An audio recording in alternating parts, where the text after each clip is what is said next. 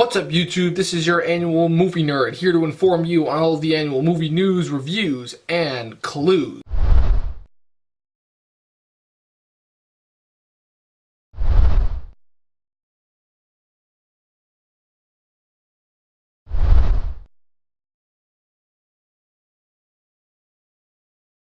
So today I'm going to be doing a video that is sort of a reaction piece, not really. So in response to the Batman vs. Superman trailer, I thought, wait a minute, I just remembered, Ben Affleck is being looked at by DC to write, produce, direct, and act in a standalone Batman movie. And like a lot of people think, oh, it won't be able to measure up nearly to the Christopher Nolan movies. You're right, it won't. But that's not what DC is going for here. DC is going for their own new brand of Batman. And so I thought, what better way to kick off this brand new DC universe than by pitching my own idea for a Batman movie directed by, written by, produced by, and starring Ben Affleck. So first, I'm going to do the pitch. And my pitch is this, is that this movie is a mix between three, well technically two, but it's really three of some of my favorite Batman storylines. So Death in the Family, Under the Red Hood, and The Killing Joke. So the movie would start with it panned in on a window, and then it would zoom in onto a girl laying on her bed. We don't know who this girl is yet. All of a sudden the doorbell rings. She wakes up all of a sudden, you know. You would think, oh, here is this 15, 16, 17-year-old girl waking up in the middle of the night. No biggie. She goes downstairs and opens it. It's the iconic image from the comics. The Joker standing there with a camera with a gun in his hand. Her dad comes down the stairs asking who it is. All of a sudden the gun goes off and Barbara Gordon is laying there with a pool of blood coming up. Jim pulls his gun, but the Joker vanishes. Then, next thing you know, it cuts to a hospital scene where it shows Bruce Wayne standing over Barbara Gordon's bed, wondering how she's going to wake up. And then you see this other guy walking behind you, and it's Dick Grayson. And then, the next thing you know, it zooms into Bruce Wayne's eyes, and he flashes back to the iconic image that we all know, him racing towards the warehouse before it explodes. The audience won't know what it is, but all true diehard Batman fans will. The film will then take us on Batman and Nightwings, because you'll have Nightwing back to help his partner, because Barbara has gotten close to both of them, track down the Joker, because Batman's not going to let another member of the Bat family go down unpunished. So he's thinking, screw his one rule. He's going to break his one rule that he's had for years, and he is going to finally kill the man that has caused him so much pain all over the years, which is the Joker. And so, him and Nightwing are chasing the Joker throughout the streets, you know. They'll have some montage where they're searching for him, and then they'll find him, you know. But the thing that this movie will have that none of the other movies have had so far is that this movie will show Batman as we've never seen him before, which was shown in the Batman vs. Superman trailer, and will continue with this movie, which is Detective Batman. That is a Batman that we have never gotten before. We didn't get it with Michael Keaton, we didn't get it with Val Kilmer, we certainly didn't get it with George Clooney, and we also kind of didn't get it with Christian Bale. Bale was smart, but he had a lot of guys behind him. He will be the Detective Batman that we know, the Batman that is really, really good at figuring anything out. The Batman that we would have no problem believing he could figure out Superman's identity within 2 seconds. So anyway, Batman and Nightwing will have the Joker corner. All of a sudden, a bomb goes off, and this mysterious unknown figure jumps into the fray, kicks Batman and Nightwing's asses, and then grapples out of there with the Joker in hand. So now, the two of them have to figure out who this new guy is. And then Batman goes into some research and discovered that over the past couple of weeks, the mob activity and the general criminal activity level has gone down a while. And he realizes that there's a new vigilante in town, one who's somehow gone underneath his radar. And so, still wanting vengeance on Barbara, but realizing he has to dig deeper, he sends Nightwing, you know, off on some distraction mission, which, you know, he's Batman, he'll always make up some excuse for something. And then he does some research. And then he realizes that the masked figure is Jason Todd, aka the deceased Robin that has been dead since Batman vs. Superman.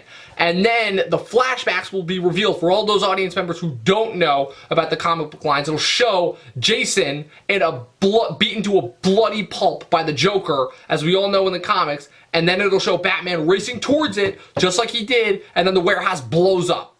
Because Batman thought that Jason was dead. And Batman thought, wait a minute, I also know that there's a bad guy out there who specializes in bringing people back from the dead, specifically himself. And who will it be? None other than Ra's al Ghul. the infamous Demon's Head. So Batman goes and he interrogates Raz, and Raz reveals that, tired of his war with Batman, and after revealing to Batman that he had hired the Joker to do some of his dirty work so he could, do some criminal activities on the side, he was horrified by what the Joker had done by going off the rails and killing Jason. So he decided to ease some of Batman's pain by bringing Jason back to life using the Lazarus Pits. Only now Jason is now berserk with revenge. So now Batman has to stop his former protege. There's a big final battle between Batman and Red Hood and the Joker, and Jason deals Joker the same justice that he dealt him, and there's going to be some mobsters involved here and there. And I know this sounds exactly like the Batman animated movie, Batman Under the Red Hood, but here's the thing. That movie is one of the best animated DC movies that the DC movies have done. And DC is fantastic at making animated movies. And my idea always is, if it ain't broke, don't fix it. So just make this live action and then throw in the Killing Joke storylines that we all love. And at the end, Jason gets away, Barbara's now Oracle, and she's, in the wheelchair in the Batcave helping him out on missions. And then, but the ending shot will be the clincher, because the ending, it'll show Bruce Wayne after the mission and everything. He hears a doorbell ring, and he goes and he opens it. And there's this kid standing there. This random kid, and he's like, "Who are you?" And he's like, "My name's Tim Drake, and I know who you are." Then it ends. Now for the casting. So obviously we've already got a few of these characters settled out. We've got Ben Affleck as Batman. We've got Jared Leto as the Joker, assuming that he'll continue with other movies after Suicide Squad. But then you've got a lot of other characters to cast. First of all, you've got to recast Commissioner Gordon and Ra's al Ghul from the previous movies. You'll obviously have Jeremy Irons back as Alfred, but then you've also got to cast the rest of the Bat family. And now the Bat family is something that the Christopher Nolan movies never really focused on because they were all about him. But now that we're into this larger universe, this DC cinematic universe with all these different characters, you can really focus on the Bat family. And Batman has really gone from being this one solo character to having all of these different sidekicks throughout the year. So my idea for Nightwing is Nightwing has to be someone who has experience. He's trained with the Bat, and he's got a lot of experience under his belt, but he hasn't reached that level of pain that Bruce has. Yes, he also lost his parents, but not the same way that Bruce has. They weren't viciously murdered in front of his eyes. His parents were trapeze artists that were shot down by a gunman with a hook for a hand. And Bruce was at the circus that night and took him in. So for Nightwing, my idea is Josh Hartnett, because I think that Josh Hartnett is an incredible actor. He's very underrated. He's been off the map for a couple of years now, but he's been in a few movies, and whenever he's in a movie, he is great. His three big ones easily were Pearl Harbor with Ben, which is another thing. He starred with Ben Affleck in Pearl Harbor. And that movie was not a good movie, but that wasn't his fault. That was Michael Bay's fault, because Michael Bay is a terrible filmmaker for multiple obvious reasons. But Josh Hartnett was with Ben Affleck in Pearl Harbor. He also starred on his own in Lucky Number 11 as the lead, and I really like that movie. I think he carried that movie well, especially against such heavyweights as Bruce Willis, Morgan Freeman, Ben Kingsley, and Stanley Tucci.